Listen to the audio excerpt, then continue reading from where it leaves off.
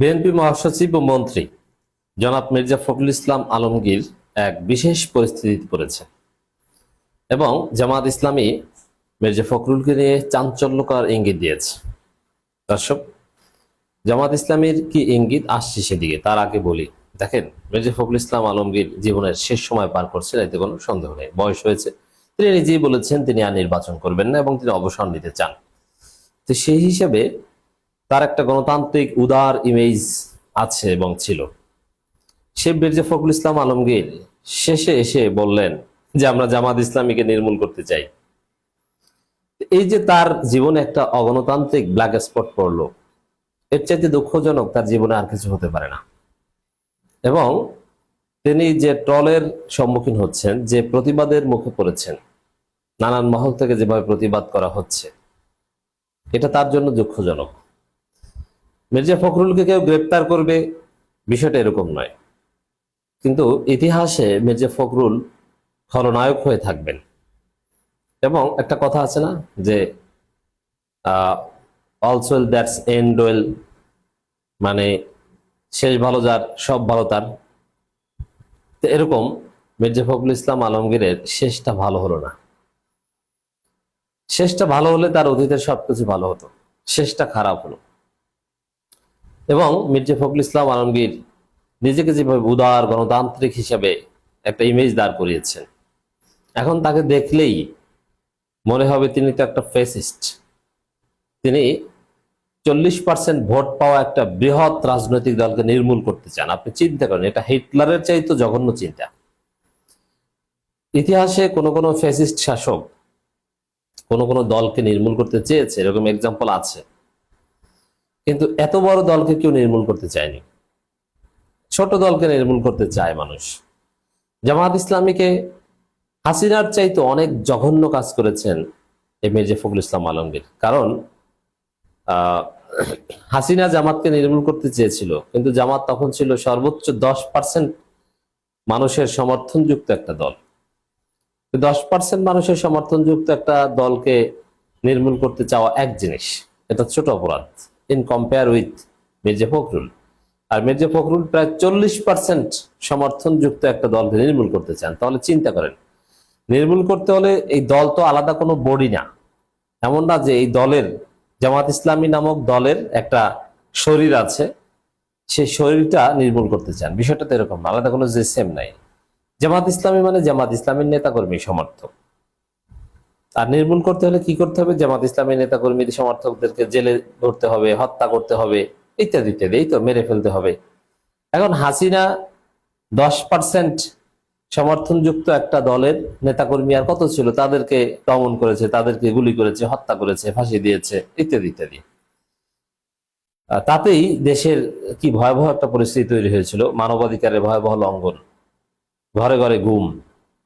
আর এখন যদি 40% জনসমর্থনযুক্ত একটা দলকে নির্মূল করতে হয়, তাহলে কি পরিমাণ জনগোষ্ঠীকে হত্যা করতে হবে এবং নির্যাতন করতে হবে আপনি চিন্তাও করতে পারবেন না।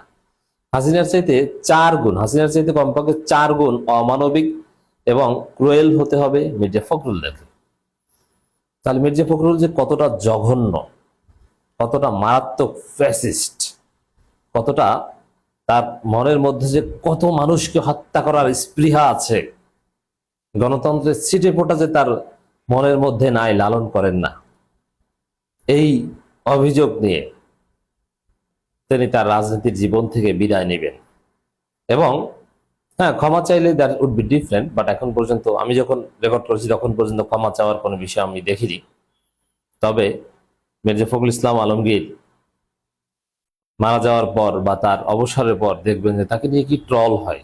এবং রাজনীতিবিদ হিসেবে অনেক রাজনীতিবিদ আছেন মারা গেলে যথেষ্ট সম্মান পান, এমনকি আওয়ামী লীগের মধ্যেও আছে। হ্যাঁ, আওয়ামী লীগের মধ্যে অনেক এমপি মন্ত্রী মারা গেলে চারিদিকে আলহামদুলিল্লাহ আলহামদুলিল্লাহ বলা হতো, আপনারা দেখেছেন। এটা নিয়ে আওয়ামী লীগ সরকার বিব্রত ছিল, এমনকি ফেসবুকে আলহামদুলিল্লাহ লেখার কারণে অনেককে গ্রেপ্তারও করেছে। কিন্তু সে আওয়ামী লীগেরও কিছু নেতা আছে যারা যারা মৃত্যুবরণ করার পর জামাতের লোকজনের শোক জানিয়েছে, তারা জানাজায় গিয়েছে। যেমন সিলেটের সাবেক মেয়র বদরুদ্দিন আহমেদ কামরান, তিনি মারা যাওয়ার পর আমিরে জামাত ডাক্তার শফিকুর রহমান বর্তমানে তিনি নিজে শোক জানিয়েছেন। এবং দর্শক, আহ, আব্দুল মতিন খসরু, সাবেক আইনমন্ত্রী, একসময় ছাত্র সংঘ করতেন, শিবির মানে জামাতের ছাত্র সংগঠন করতেন পাকিস্তান আমলে। তিনি আওয়ামী লীগের আইনমন্ত্রী হয়েছিলেন। তিনি মারা যাওয়ার পরও জামাত নেতারা, যারা আইনজীবী, তারা অনেকে তার জানাজায় গিয়েছিলেন এবং সবাই তার উপর প্লিজড ছিল। কিন্তু অনেকে মারা গেলে সবাই আলহামদুলিল্লাহ বলে। তো মির্জা ফখরুল ইসলাম আলমগীরের কপালে মৃত্যুর পর সেই সম্মান জুটবে বলে মনে হচ্ছে না, কারণ সে জীবনে এসে একটা আকাম করে গেলেন। এই যে একটা দলকে নির্মূল করতে চাও, এর চাইতে বড় আকাম তার হতে পারে না। হাসিনার চাইতে 4 গুণ ফেসিস্ট হতে হবে জামাতকে নির্মূল করতে গেলে, 4 গুণ। হাসিনা যদি জামাতের 15 জন নেতাকে ফাঁসি দেয়, মির্জা ফখরুলকে 60 জন নেতাকে ফাঁসি দিতে হবে। কারণ তখনকার জামাত যা ছিল তার চাইতে 4 গুণ বড় দল এখন জামাত ইসলামী। কিন্তু জামাত ইসলামের চাঞ্চল্যকর ইঙ্গিত হচ্ছে জামাত নির্মূল করতে গিয়ে অনেকেই নির্মূল হয়ে গেছে। গোলাম পরোয়ার, এর অর্থ মির্জা ফখরুল ইসলাম আলমগীর তিনি নিজে নির্মূল হয়ে যেতে পারেন। কিভাবে তিনি নিজে নির্মূল হয়ে যাবেন? এই যে জনগণের ট্রল, সমালোচনা, এবং বিএনপি মির্জা ফখরুলকে নিয়ে বেকায়দায় পড়বে যদি জামাত এটা নিয়ে সিরিয়াস রাজনীতি করে। একটা বিষয় হতে পারে যে কথার কথা বলেছেন, কিন্তু জামাত যদি এটাকে সিরিয়াসলি নেয়, যেমন সংসদে অলরেডি বলা হয়েছে যে নির্মূল করার বিষয়ে হাসনাত আব্দুল্লাহ বলেছেন, সংসদে রেকর্ড থাকলো। তো সংসদে কোনো একটা বিষয় রেকর্ড থাকা ইজ ভেরি ইম্পর্টেন্ট। জামাত যদি এখন তাদের উপর ভয়াবহ মানবাধিকার লঙ্ঘন করা হতে পারে নির্মূল করার উদ্দেশ্যে এই অভিযোগ তুলে, তারা যদি সমস্ত এম্বাসিতে এটা নিয়ে অভিযোগ দায়ের করে, জাতিসংঘ থেকে শুরু করে যত মানবাধিকার সংস্থা আছে তাদেরকে যদি অভিযোগ দায়ের করে, এই যে দেখেন আমাদের উপর ভয়াবহ মানবাধিকার লঙ্ঘন হতে পারে, কারণ আমাদেরকে নির্মূল করতে চায় বিএনপি মহাসচিব মির্জা ফখরুল ইসলাম আলমগীর, ভাই আপনাদেরকে জানিয়ে রাখেন। তো জামাত যদি এটা নিয়ে সিরিয়াস রাজনীতি করে, এটা নিয়ে বিক্ষোভ মিছিলের কর্মসূচি দেয় যে আমাদেরকে নির্মূল করা হবে, আমরা আশঙ্কা করছি আমাদেরকে হত্যা করা হবে, তাহলে মির্জা ফখরুল ইসলাম আলমগীরের জীবন তামা তামা করে দিতে পারেন। মির্জা ফখরুলের ধারে কাছে যাওয়ার দরকার নেই, জাস্ট প্রচারণার মাধ্যমে তার জীবন অতিষ্ঠ করে তোলা যায় এবং তার রাজনৈতিক কেরিয়ার এখানে খেয়ে দেয়া যায়। এমন পরিস্থিতি তৈরি করা যায় যে তারেক রহমান সে চিন্তা করবেন যে এই মির্জা ফখরুল, তাকে তো এমনিতেই বাদ দিব, তিনি নিজেই বলেছেন আর রাজনীতি করব না। অতএব বাবা, জামাতের বিরুদ্ধে যা বলেছেন, জামাত যেভাবে এটা নিয়ে হাতে ছাই মেখে ধরেছে, পুরো দল বেকায়দায় পড়ছে, তার চাইতে বাবা আমরা মির্জা ফখরুলকে বিদায় দিয়ে দিই, তিনি চলে যান, তার কথার দায় আমরা নিব না।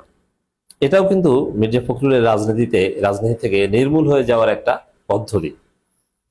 তো দর্শক, জামাত ইসলামী চাইলে মির্জা ফখরুলকে রাজনীতি থেকে নির্মূল করে দিতে পারে এইভাবে যে তারেক রহমানই বাধ্য হবেন তাকে সাইড লাইনে পাঠিয়ে দিতে, যদি জামাত এটা নিয়ে সিরিয়াস রাজনীতি করে। তবে হ্যাঁ, কেউ জামাতকে নির্মূল করতে চাইবে আর জামাত আঙ্গুল চুষবে, এটা হতে পারে না। Jamaat should do serious politics on this.